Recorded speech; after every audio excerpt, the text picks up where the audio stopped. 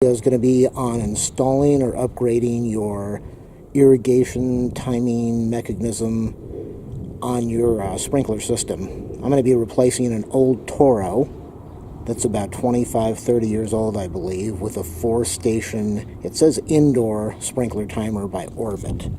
There's the model number 57874. Now, I would have gone with Toro, but Toro is about $80 and the Orbit is about $20. It's a 4-station timer. It comes with a transformer, and as long as you are just doing a replacement, you should be able to swap out your wires, plug them in here, plug in the transformer. Now, my Toro is in a box. I'm going to show you that in a minute. And all I'm going to do is try to mount this inside the box. Toro has a different size box than the Orbit. I would like to be able to mount this inside the Toro box so I don't have to do any additional purchases. If you like my videos, thumbs up, subscribe, and a like. If you want to leave a donation, ask for my PayPal info, and I'll give it to you. I'm not going to do a lot of talking during the swap-out install. I'll just make some comments here or there, and we'll go from there. So I'm going to show you the Toro now, and then start taking it out of the box. And then I will take this out of the box and try to do the upgrade of the Toro box. And it doesn't work anymore. The switches, you can hear, they're really loud and they make a ton of noise, and they really don't work. There was a cover that was over this that I took off. These are the wires. Before you disconnect anything, make sure you mark your, really doesn't matter, but make sure you mark the color code for the wires for each station. You can see station 1, 2, 3, 4, and then this looks like the common over here, the white, and then you've got your AC adapter, your power wires. I believe on the new one it just has a connector that plugs in instead of individual wires. So with this type of unit, unplug your power from the AC so you don't shock yourself and kill yourself, and then you're going to unplug this guy, and then you're going to lift this thing up and take it off of the bracket.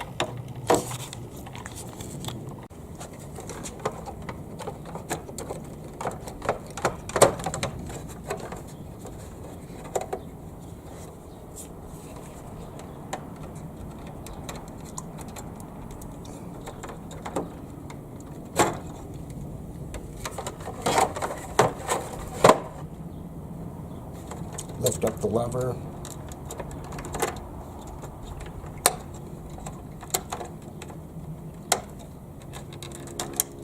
Pull out your wires.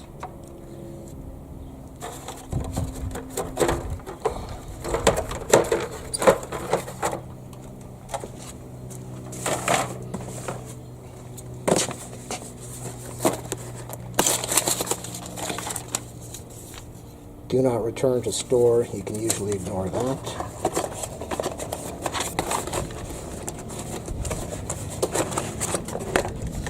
AC adapter.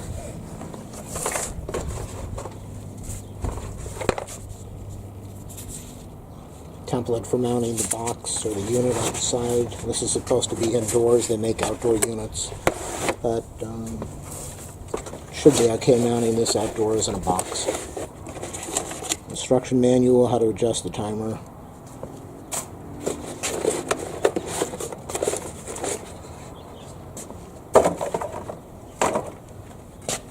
Then we've got the unit, mounting screws. Maybe this cover opens up, that's where your wires go in. Piece of paper over there to connect the battery to the unit. It's a 3-volt lithium. Mounting holes over here. So mainly what I'm going to do now is I'm just going to figure out how I can mount this into the box, and then I'll come back and finish off the video. If you like my videos, do a thumbs up, subscribe, a like. If you want to leave a donation, again, ask for my PayPal info. Thank you. Back of the unit has mounting holes. You can use these two on the bottom, drill them from the inside. And then we have a little hook hole over here. So I'm going to mount a screw in the box, slide the hook down, and then worry about these two later. The box mounted, you will loosen the screws. You have the common You see it common 1, 2, 3, 4, loosen the screws. And then you're going to insert your wires underneath, make sure that they're secure, not hanging down so they short out. And then you will tighten your screws. And then after that, we're going to connect the AC adapter over here and plug it into the box or the power outlet.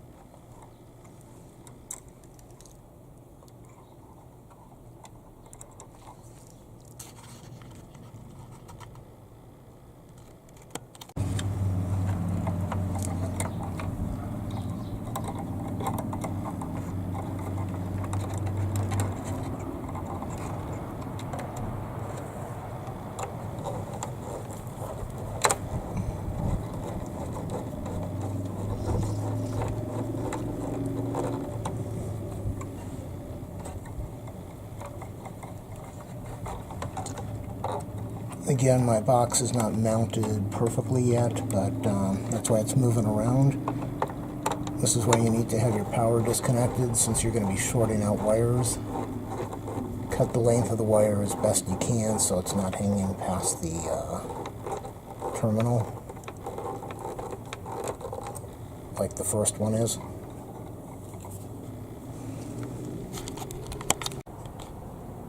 Plug your AC adapter in.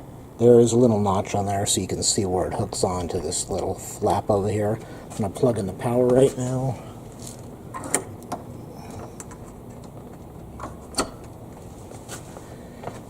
And we've got something on the display. So it's working. I don't know if it's going to work. You got that thing over there. I believe that's for the battery. So I'm going to pull the